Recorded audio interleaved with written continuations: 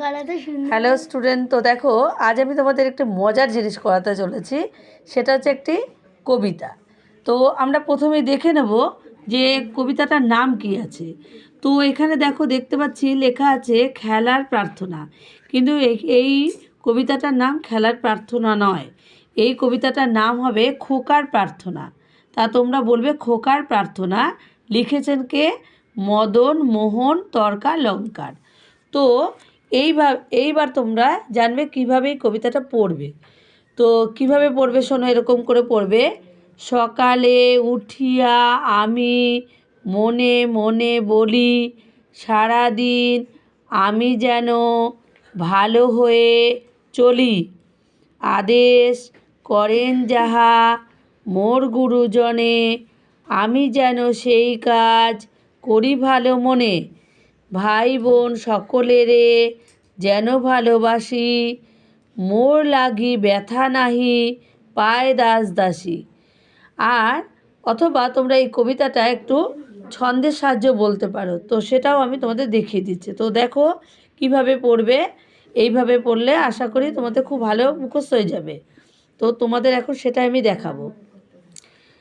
এইভাবে বলবে। সকালে উঠিয়া আমি মনে মনে বলি, সারাদিন আমি যেন ভালো হয়ে চলি।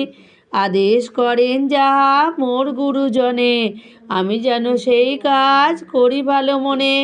ভাই বোন সকলেরে যেন ভালোবাসি, মোর লাগি ব্যথা নাহি পায় দাস দাসী। তো এইভাবে সুর করেও পড়া যায়। তো এরপরে আমি আসছি তোমাদের কিছু শব্দার্থ।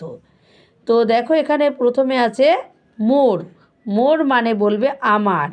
সরেয়া ময়াকারে মা বয়সনরা আমার।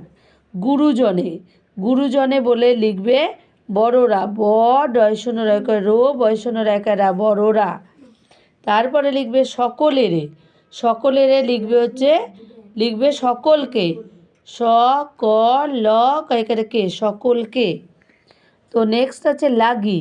লাগি মানে লিখবে জন্য, বর্গ জ নয় জ ফলা জন্য।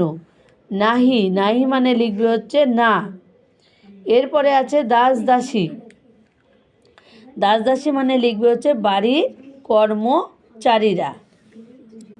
তো এখানে আর একটা দেখো প্রশ্ন আছে, এখানে বিপরীত কথা লিখি। তো কী লিখবে? দিনের বিপরীত লিখবে রাত। ব্যথা, ব্যথা লিখবে সুখ। ঠিক আছে, ব্যথা মানে তো কষ্ট, তাহলে এখানে লিখবে সুখ। উঠিয়া লিখবে নামিয়া।